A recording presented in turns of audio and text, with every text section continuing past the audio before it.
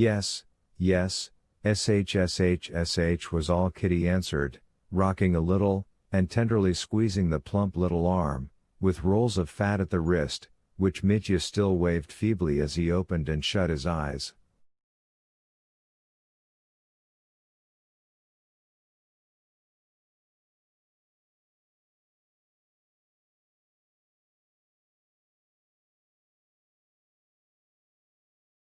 That hand worried Kitty. She longed to kiss the little hand, but was afraid to for fear of waking the baby.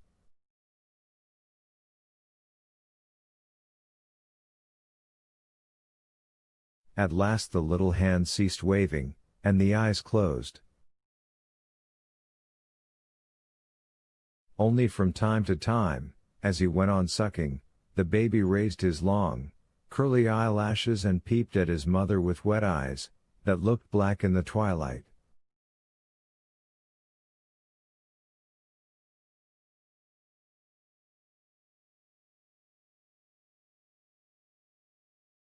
The nurse had left off fanning, and was dozing. From above came the peals of the old prince's voice, and the chuckle of Katavasov.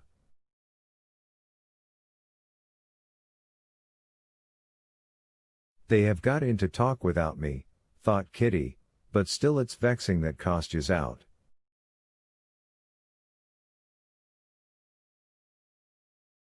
He's sure to have gone to the bee house again. Though it's a pity he's there so often, still I'm glad. It distracts his mind. He's become altogether happier and better now than in the spring. He used to be so gloomy and worried that I felt frightened for him. And how absurd he is, she whispered, smiling. She knew what worried her husband. It was his unbelief. Although, if she had been asked whether she supposed that in the future life, if he did not believe, he would be damned, she would have had to admit that he would be damned. His unbelief did not cause her unhappiness. And she, confessing that for an unbeliever there can be no salvation, and loving her husband's soul more than anything in the world, thought with a smile of his unbelief, and told herself that he was absurd.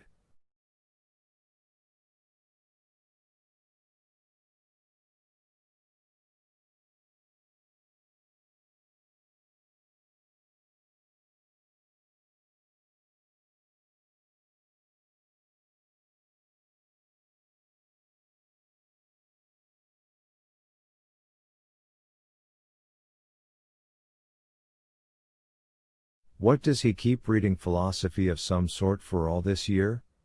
She wondered. If it's all written in those books, he can understand them.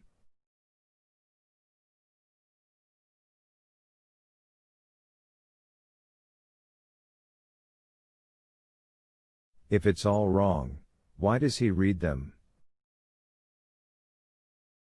He says himself that he would like to believe. Then why is it he doesn't believe? Surely from his thinking so much? And he thinks so much from being solitary. He's always alone, alone. He can't talk about it all to us. I fancy he'll be glad of these visitors, especially Katavasov. He likes discussions with them, she thought, and passed instantly to the consideration of where it would be more convenient to put Katavasov, to sleep alone or to share Sergei Ivanovitch's room.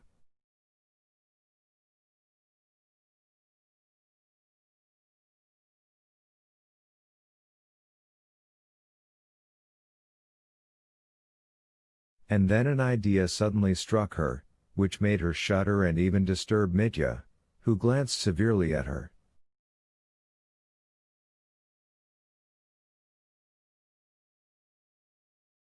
I do believe the laundress hasn't sent the washing yet, and all the best sheets are in use.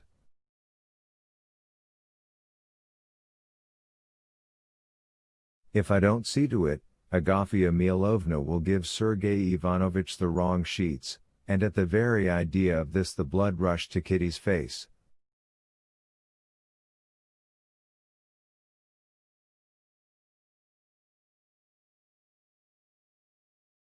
Yes, I will arrange it, she decided, and going back to her former thoughts, she remembered that some spiritual question of importance had been interrupted, and she began to recall what.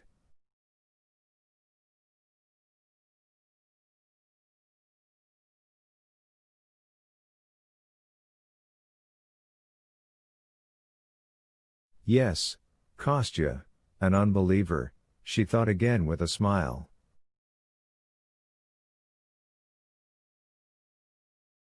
Well, an unbeliever then. Better let him always be one than like Madame Stahl, or what I tried to be in those days abroad.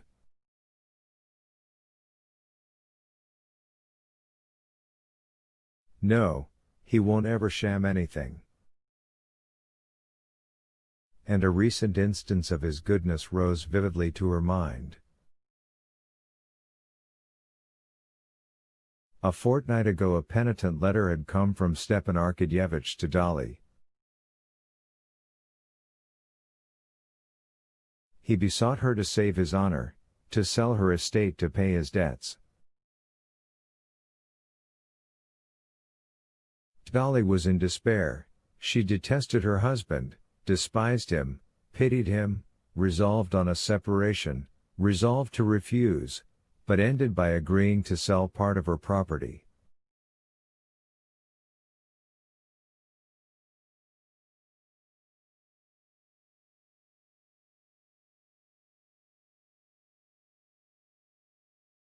After that, with an irrepressible smile of tenderness, Kitty recalled her husband's shamefaced embarrassment, his repeated awkward efforts to approach the subject, and how at last, having thought of the one means of helping Dolly without wounding her pride, he had suggested to Kitty what had not occurred to her before, that she should give up her share of the property.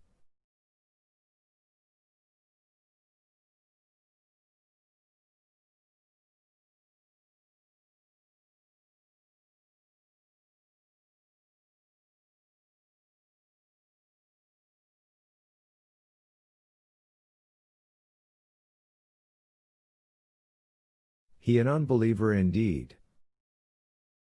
With his heart, his dread of offending anyone, even a child. Everything for others, nothing for himself. Sergei Ivanovich simply considers it as Kostya's duty to be his steward.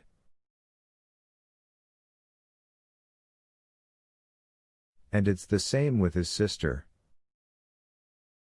Now Dolly and her children are under his guardianship, all these peasants who come to him every day, as though he were bound to be at their service.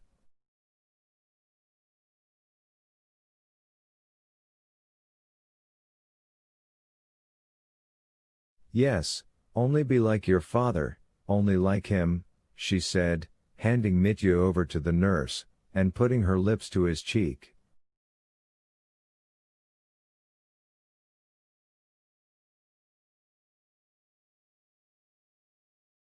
Chapter 8. Ever since, by his beloved brother's deathbed, Levin had first glanced into the questions of life and death in the light of these new convictions, as he called them, which had during the period from his 20th to his 34th year imperceptibly replaced his childish and youthful beliefs. He had been stricken with horror, not so much of death, as of life, without any knowledge of whence, and why, and how, and what it was.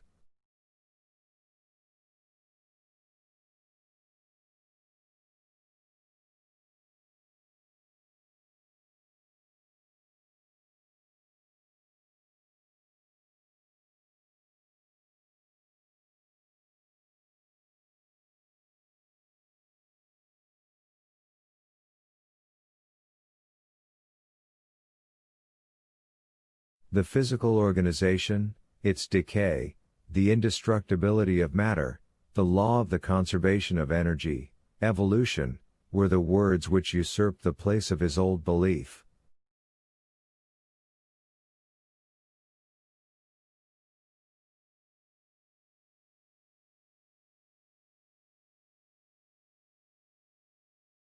These words and the ideas associated with them were very well for intellectual purposes.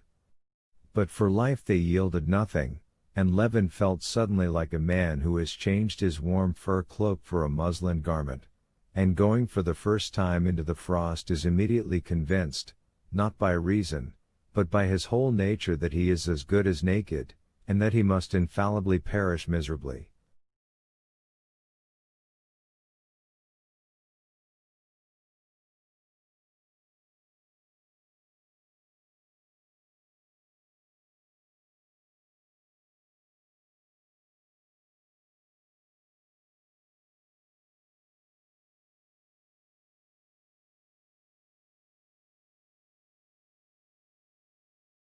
From that moment, though he did not distinctly face it, and still went on living as before, Levin had never lost this sense of terror at his lack of knowledge.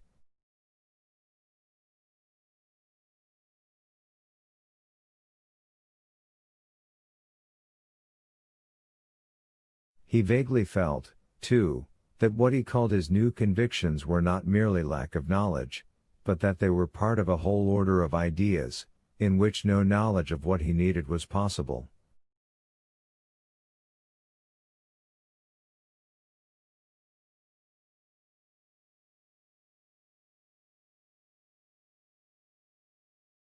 At first, marriage, with the new joys and duties bound up with it, had completely crowded out these thoughts.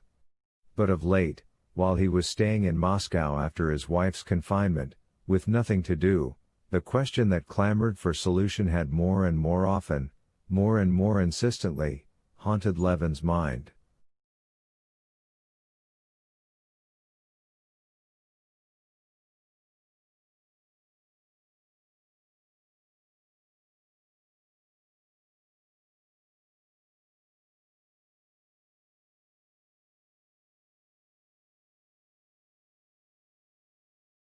The question was summed up for him thus: if I do not accept the answers Christianity gives to the problems of my life, what answers do I accept?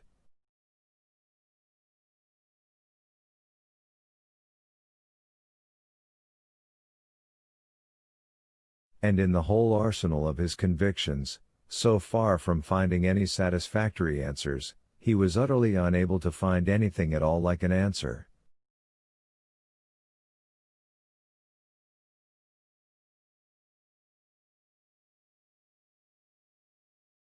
He was in the position of a man seeking food in toy shops and tool shops. Instinctively, unconsciously, with every book, with every conversation, with every man he met, he was on the lookout for light on these questions and their solution.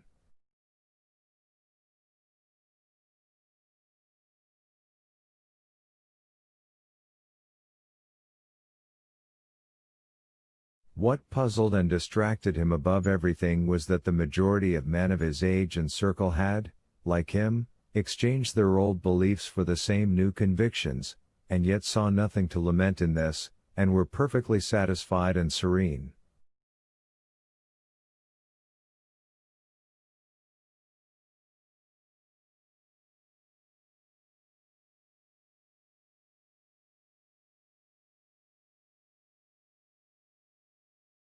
So that, apart from the principal question, Levin was tortured by other questions too.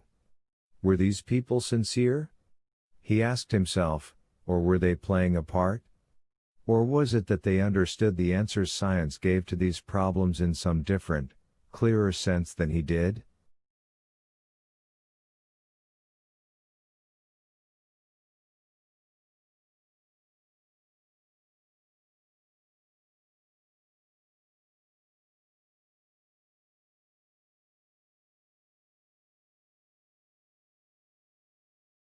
and he assiduously studied both these men's opinions and the books which treated of these scientific explanations.